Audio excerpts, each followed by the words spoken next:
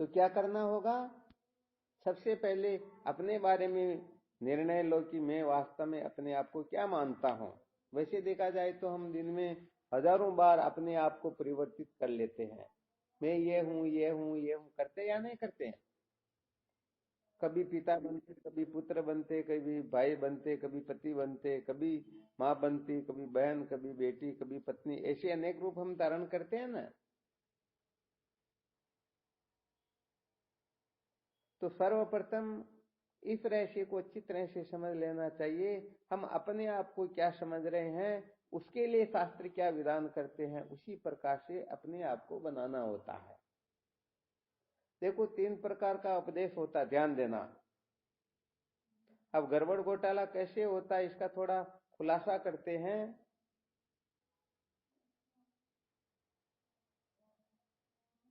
कौन कौन सा है 3 प्रकार का उपदेश?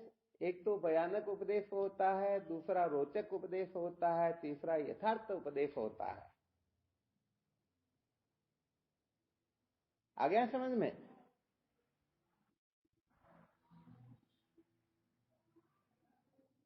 तो भयानक उपदेश जो है ये शास्त्र विरुद्ध कर्मों से अपने को छुटकारा दिलवाने के लिए है।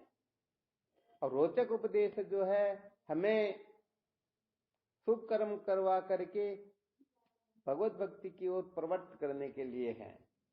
और यथार्थ उपदेश जो है वो अज्ञान की निवृत्ति के लिए है।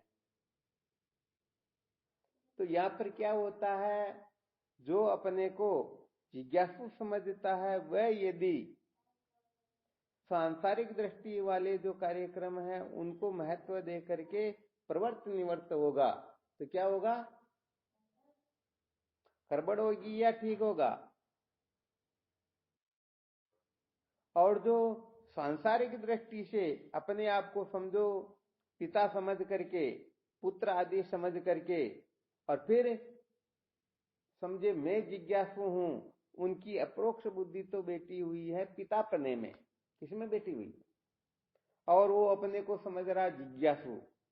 तो जिज्ञासु के अंतर्गत तो उनकी परोक्ष बुद्धि है, अर्थात मैं जिज्ञासु हूं, ये तो उनकी परोक्ष रूप से कल्पना है। और अपने को समझ रहा समझो सचमुच में पिता पुत्र भाई, अथवा ब्राह्मण क्षत्रिय वैश्य शूद्र, अथवा कर्ता भोक्ता पापी पुण्यात्मा, कुछ भी। तो अब बताओ यहाँ गड़बड़ होगी या नहीं होगी?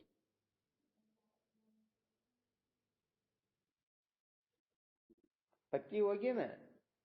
तो देखो भाई, यहाँ पर शास्त्र विधान करते हैं। जैसे अपने को कोई पुत्र समझता है तो शास्त्र उसके लिए ये विधान करता है कि चाहे उनके पिता उनको आज्ञा दे इस अग्नि में कूद जाओ, तो भी उसे ऐसा विचार नहीं करना चाहिए कि इसे मैं मर जाऊंगा या मैंने क्या गलती की, क्या है क्या नहीं। कुछ भी विचार न करके अग्नि में कूद जाए, समझो ये पुत्र धर्म हुआ। अब कोई अपने को समझता मैं पुत्र हूं और फिर समझता है कि मैं ब्रह्म साक्षात्कार कर लूं, संभव हो सकता है क्या?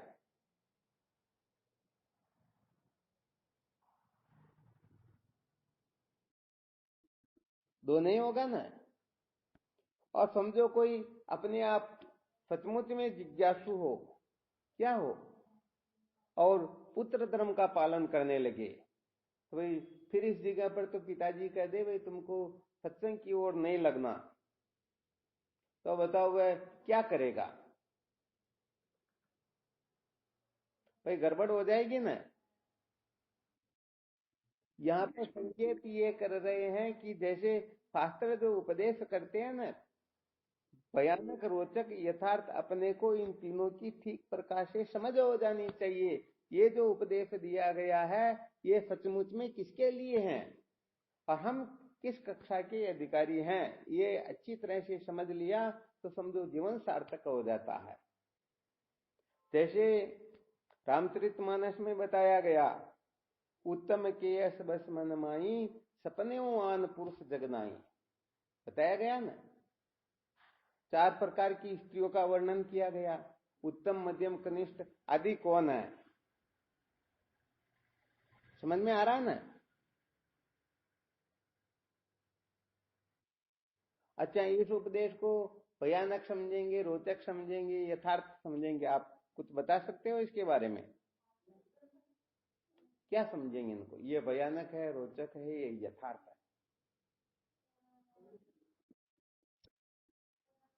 हैं?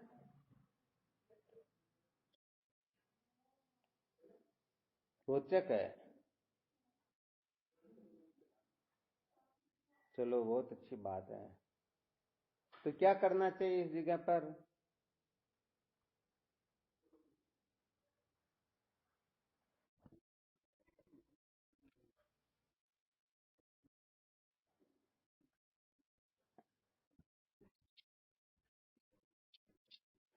बिल्कुल बिल्कुल, 100% सत्य वचन। यदि अपने को हम समझते मैं स्त्री हूं, तो उनके लिए ये शास्त्रोक्त जो विधान बताया गया है, रामचरितमानस में जो पतिव्रता स्त्री के लक्षण बताए गए हैं, उन समस्त लक्षणों को धारण करना चाहिए। क्या करना चाहिए? इनको धारण करना चाहिए। इनको धारण करने से क्या होगा? क्योंकि अपने को हम जो समझ रहे वही लक्षण धारण करके फिर निष्काम भाव से उन साधनों को करेंगे, तो आगे ये तत्व जिज्ञासा जो है ये उदय होने वाली है। तो तत्व की जिज्ञासा उदय नहीं हुई तो ये जो उपदेश है ये पूर्ण रूप से ग्राह्य होते हैं। ध्यान देना अच्छी तरह से। तत्व जिज्ञासा जागृत नहीं हुई तो क्या है? इनको पूर्ण रूप से स्वीकार्य करना होगा। परंतु यदि तत्व का साक्षात्कार करना हो तो बताओ इस।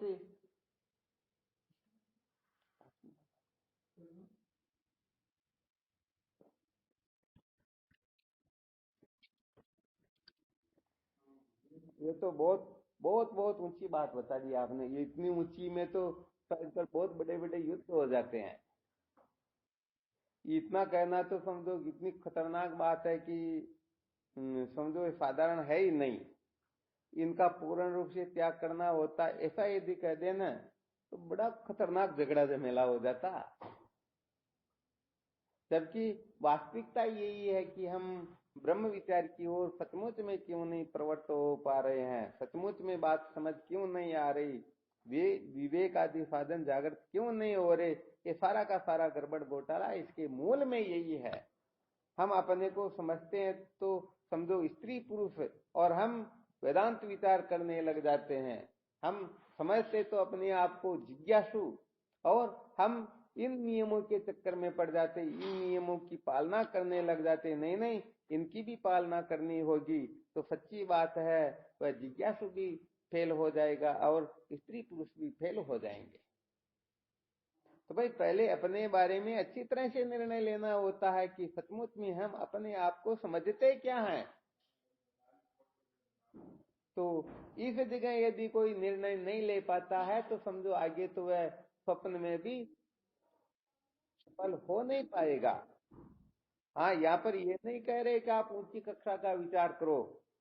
आप अपने आप को ब्राह्मण समझते हो तो ब्राह्मणोचित कर्म करो, शूद्र समझते हो तो उसके अनुसार करो, पति समझते हो, पुत्र समझते हो, पिता पुत्र समझते हो, पत्नी समझते हो तो उस प्रकार का करो। और यदि हम समझते हैं कि सचमुच में ये भयानक उपदेश है, ये तो इस तरफ से हटा करके इस तरफ से लगाने के लिए शास्त्रों में ऐसा विधान किया गया है, यथार्थ उपदेश ये नहीं है, यथार्थ उपदेश से ही जीव जन्म मृत्यु की श्रृंखला से मुक्त हो सकता है, इसके सिवाय और कोई साधन है ही नहीं। तो बताओ, यहाँ पर बैठे रहने से काम चल जाएगा क्या?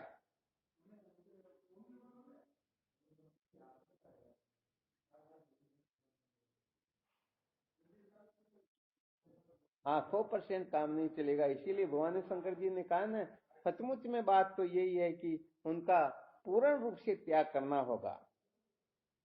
अब बात यह है कि अपने से पूर्ण रूप से त्याग नहीं हो पाता। त्याग तो थोड़ा बहुत तो करते, ऐसी बात नहीं है, परंतु अप्रोक्ष बुद्धि तो बैठी रह जाती है, मैं स्त्री पुरुष हूं। और प्रोक्ष बुद्धि होती है जिज्ञासा के अंतर्गत, इसमें होती है। तो गड़बड़ हो गई ना। पहले जो सुनाया था, संसार को हम सुख रूप समझते हैं, ये अपनी अप्रोक्ष बुद्धि है, संसार को दुख रूप समझते हैं, ये अपनी प्रोक्ष बुद्धि है। तो इस प्रकार से हम अपने बारे में निर्णय नहीं कर पाते हैं। वास्तव में मैं अपने आप को क्या समझता हूं, अपने आप को ठीक ठीक समझ करके फिर उस जगह पर क्या करना क्या नहीं करना, ये जिस दिन हम निर्णय कर लेंगे, समझिए उसी समय हम तत्व जिज्ञासु हो जाएंगे। क्या हो जाएंगे?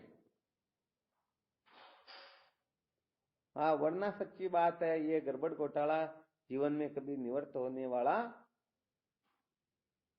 हम कहने का मतलब वो जो आता है ना, एक छोटा सा दृष्टांत है। किसी ने सिखा दिया, जान पक्षियों को सिखा दिया, शिकारी आएगा, जाल बिछाएगा, दाना डालेगा, फंसना नहीं। तो सारे के सारे पक्षी यही भाषा बोलने लग गए, शिकारी आएगा, जाल बिछाएगा, दाना डालेगा, फंसना नहीं। तो शिकारी तो बेचारा जिधर जाए उधर यही महामंत्र चल रहा है एक प्रकार से। तो वो तो बेचारा परेशान होकर के चला गया। अब घर पर परेशानी हो रही थी खाने पीने की, तो जाते ही झगड़ा हो गया कि अरे भाई ऐसे कैसे आ गए। तो अरे भाई वहां पर तो सारे के सारे पक्षी यही मंत्र रट रहे हैं कि भाई शिकारी आएगा, जाल बिछाएगा, दाना डालेगा, फंसना नहीं। तो किसी ने कह दिया, अरे तुमको तो जाल बिछा के तो देखना चाहिए, हाथी के दांत दिखाने की और खाने के कुछ और होते हैं। तो शिकारी गया दोबारा, जाल बिछा करके जैसे ही दाना डाला, वो सारे के सारे पक्षी उसमें उलझ रहे और उड़ते हुए भी बोल रहे हैं, शिकारी आएगा, जाल बिछाएगा, दाना डालेगा, फंसना नहीं। आ गया समझ में? तो ये कहने का मतलब सबके साथ ऐसा ही हो रहा है। तो ऐसा हो रहा है, क्यों हो रहा है? क्योंकि हम अपने को समझते हैं तो है मनुष्य, अपने को समझते हैं तो है ब्राह्मण, क्षत्रिय, वैश्य, शूद्र। हम अपने आप को समझते हैं तो कलेक्टर, मिनिस्टर। हम अपने आप को पापी पुण्यात्मा समझते हैं। हम अपने बारे में ऐसा कुछ न कुछ विशेष अनुभव करके बैठे हुए हैं, और अपने भीतर जो कल्पना बैठी हुई है उसके विरुद्ध यदि हम करना चाहते हैं तो बताओ वो स्वीकार्य होगा क्या? अरे भाई, हम अपने आप को स्त्री पुरुष को कुछ भी समझ करके बैठे हैं, और फिर बाहर से समझो इसके विरुद्ध कुछ हो जाए तो हमको सहन होगा क्या? नहीं होगा। इसका मतलब क्या हुआ? हम सचमुच में अपने को वो समझ करके बैठे हुए हैं। तो अपनी अप्रोक्ष बुद्धि किसमें है? सचमुच में हम अपने को समझ क्या रहे हैं? ये सबसे बड़ा प्रश्न है। तो समस्त साधकों को इस जगह पर अच्छी तरह से मंथन करके निर्णय लेना कि मैं अपने आप को क्या समझ रहा हूं। सेवक समझ रहा हूं या स्वामी समझ रहा हूं, सेठ समझ रहा हूं या दास समझ रहा हूं, गुलाम समझ रहा हूं, अपने आप को समझ क्या रहा हूं? तो अपने आप को हम जो कुछ भी समझ रहे हैं उसका अच्छी तरह से पालन करो। और पालन करते करते क्या होगा? ये तो अच्छी तरह से बिल्कुल 100% सत्य वचन है। आत्मा के सिवाय सब दुख का स्वरूप है। तो ये कल्प कल्पांतर तक ऐसा करते रहो, फिर भी सचमुच में शांति मिलने वाली मिल जाएगी क्या? नहीं मिलेगी। और जब नहीं मिलेगी तो कम से कम वह उस जगह पर अच्छी तरह से अनुभव कर लिया उसने, भाई मैंने इसका अनुष्ठान अच्छी तरह से करके देख लिया, यहाँ पर शांति नहीं मिलती। तो बताओ फिर वो अपने आप को वैसा मानना छोड़ करके उससे ऊपर की कक्षा में प्रवेश पाएगा या नहीं पाएगा? हाँ, आपको पहले एक दृष्टांत सुना दिया था। पैरों से तीर्थ यात्रा करवाई, हाथों से दान करवाया, मुख से राम राम करवाया, आंखों से देवताओं का ध्यान करवाया, जीव से चंद्रायण व्रत करवाया। ठीक है ना? ये समस्त ज्ञान इंद्रियां, कर्म इंद्रियां जो है, इनके द्वारा साधक को अच्छी तरह से सिद्ध करवा दिया। कभी इसके द्वारा संसार रूपी दुख ने प्रवेश नहीं किया, और जिस द्वार से होकर संसार प्रवेश करता वहीं से निकलता है। तो उसको कह देते कि भाई देखो, तुम ऐसा काम करो, ये मत करो, संसार इससे प्रवेश नहीं कर सकता। तो वह देखेगा भाई मैं करके देखूंगा। और जब हम करके देख लेते हैं ना, तब अपने को दृढ़ निष्ठा जागृत हो जाती है कि सचमुच में ऐसा करने से परम शांति मिलती ही। हाँ, वास्तव में देखा जाए तो ये आज की साधनाएं नहीं है, अनादि काल से हमने कितने ही जन्मों तक इस प्रकार का अनुष्ठान किया, इस प्रकार से धर्म का पालन किया, इस प्रकार से हमने शास्त्रोक्त रीति से पूर्ण रूप से स्वप्न में भी गड़बड़ घोटाला न करके ऐसा जीवन जिया, फिर भी विचार करके देखो क्या कृतार्थ हुए? नहीं हुए ना। तो कोई यदि इस रहस्य को अच्छी तरह से नहीं समझ सकता है तो उसको अपने धर्म में अच्छी तरह से स्थित होकर के, अपना धर्म तो खैर कुछ और होता है, फिर भी शास्त्र, ये धर्म शास्त्र जिनका विधान करते हैं, हम अपने आप को क्या समझ रहे हैं, पुत्र समझते हैं, तो पुत्र का क्या धर्म है, वो समस्त धर्म का पालन करे, और अपने को पिता समझते हैं तो समस्त धर्म का पालन करके देख ले सचमुच में शांति मिलती या नहीं मिलती। नहीं मिलती तो कम से कम हम अपने आप को वैसा मानना तो निश्चय नहीं करेंगे ना, वरना अटके रहेंगे या नहीं रहेंगे। हाँ, इन बातों को बहुत अच्छी तरह से समझना चाहिए। शास्त्रों के अंतर्गत भयानक उपदेश किसको कहा गया, रोचक उपदेश किसको कहा गया। जब तक रोचक उपदेश और भयानक उपदेश से वैराग्य नहीं हो जाता है, जब तक इनको कचरा नहीं समझ लेते हैं, तब तक सचमुच में ब्रह्म विद्या की ओर प्रवृत्ति होती ही नहीं। आ रहा समझ में अच्छी तरह से?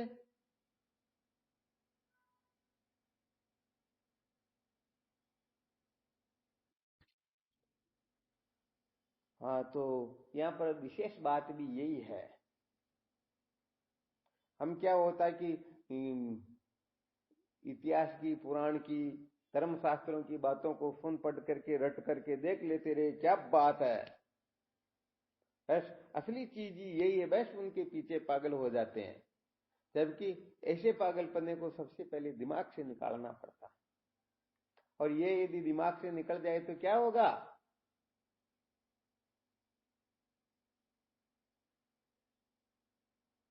क्या होगा बताओ?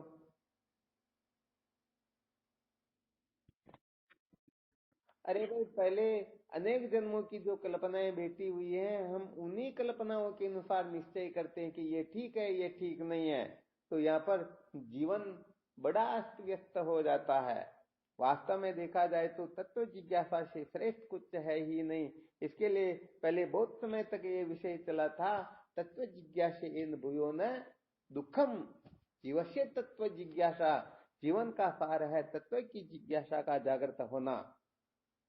तो भाई, तत्व की जिज्ञासा तो तभी जागृत हो पाएगी जब हम समस्त धर्मानुष्ठान को अच्छी तरह से करके देख लें भाई सचमुच में इनके द्वारा जीव अजर अमर नहीं हो सकता है, कृतार्थ नहीं हो सकता है, अविद्या के बंधन से छुटकारा संभव है ही नहीं।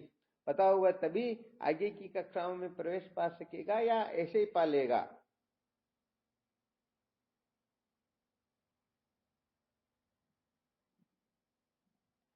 आ गया समझ में? क्या गड़बड़ थोड़ी बहुत?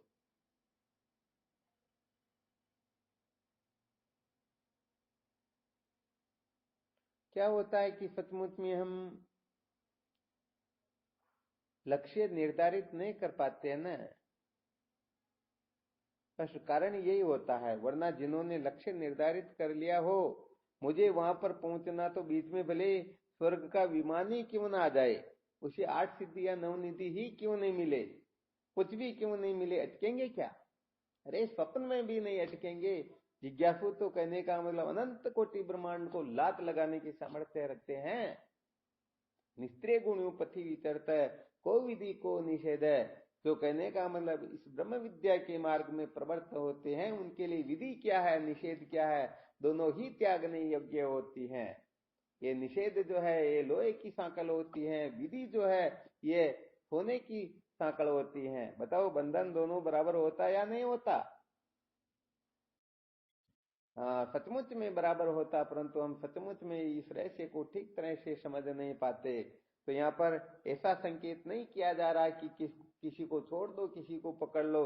आप जो हो, जहां हो, जैसे हो, अच्छी तरह से संसार की असलियत को समझ लेना है कि भाई ये जो है ये भयानक उपदेश है, ये रोचक उपदेश है, इससे हम कृतार्थ नहीं हो सकते हैं। अब हम ये नहीं कहते इसका पालन करो या मत करो, आपके स्तर से देखते रहा करो, परंतु इससे कल्याण होने वाला,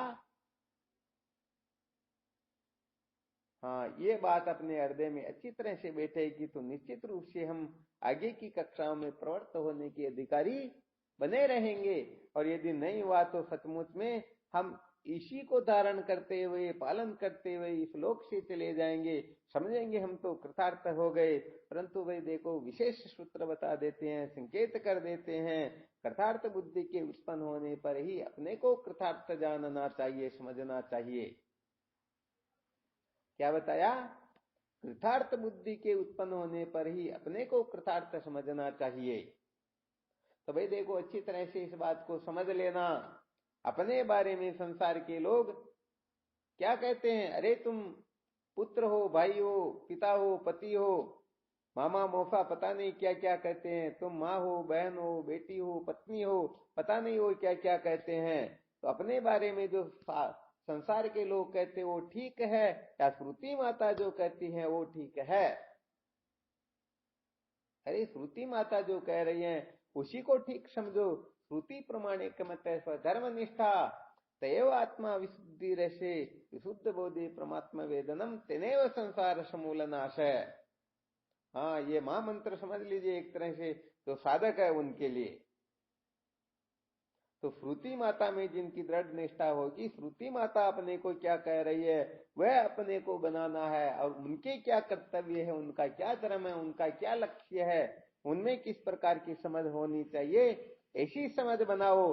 वरना संसार के लोगों को राजी रखने के चक्कर में, हाँ, ये धर्म कर्म के चक्कर में पड़ करके स्वर्ग लोक को जरूर प्राप्त कर लोगे, परंतु अंतोगत्वा जीवन मिट्टी में ही मिलने वाला है।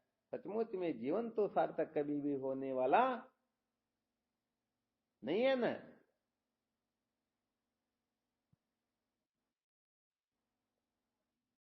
हाँ, तो यहाँ पर अपने को बहुत अच्छी तरह से समझना होता है। तो कम से कम भीतर अपने हृदय में ये संस्कार अच्छी तरह से बैठ जाए, वरना अपने अपने कर्तव्य का पालन करते रहो। या न ग्रहण की बात कही जा रही, न त्याग की बात कही जा रही, अच्छी तरह से समझने की कही जा रही है। यदि हम अपने आप को केवल मात्र में स्त्री हूं ऐसा समझ करके बैठे हुए हैं तो समझ लेना चाहिए अभी तक जीवन रसातल की ओर ही मैं जिज्ञासु हूं। ऐसे ही कोई अपने को पुरुष समझ करके बैठा हुआ है तो समझ लेना चाहिए तो बहुत ही ज्यादा भटका हुआ है। तो पुरुष समझते हो तो पुरुषोचित कर्म करो, जिसे भगवत कृपा होगी, संत मिलेंगे और तत्व की जिज्ञासा जागृत होगी। तो ये अभिमान करने के लिए थोड़ी ही है। यहां पर तो अपने को लक्ष्य प्राप्त करने के लिए एलकेजी आदि मिली हुई है, तो इनमें अच्छी तरह से पूर्ण अंक प्राप्त करते हुए फिर इससे अपने को ऊपर उठना है। यदि कोई तैरने का त्याग नहीं करेगा तो बचेगा क्या? चट्टान न मिले तब तक तैरने का त्याग करना, और रस्सा न आए तब तक चट्टान का त्याग नहीं करना। अब रस्सा भी मिल जाए तो भी हम तैरने का त्याग नहीं करें तो क्या हो रहा? तो त्याग जो होता है वो भीतर से होता है, अपनी समझ में होता है, वृत्ति में होता है। शरीर कहाँ रह रहा कहाँ नहीं रह रहा इसका कोई महत्व नहीं होता है। अपनी मान्यता क्या बनी हुई है, हमारी बुद्धि क्या निश्चय करती है, हम महत्व किस वस्तु को दे रहे हैं, बस यही बंधन और मुक्ति का द्वार खुलता और बंद होता है। चलो ठीक, इसमें और कोई शंका हो तो देख लो, कल फिर विचार करेंगे इसी विषय पर।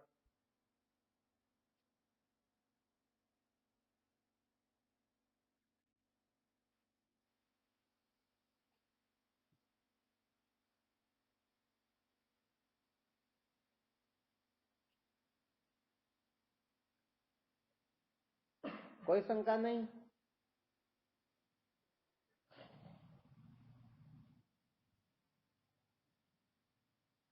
चलो ठीक, फिर करो विश्राम, और क्या जो हम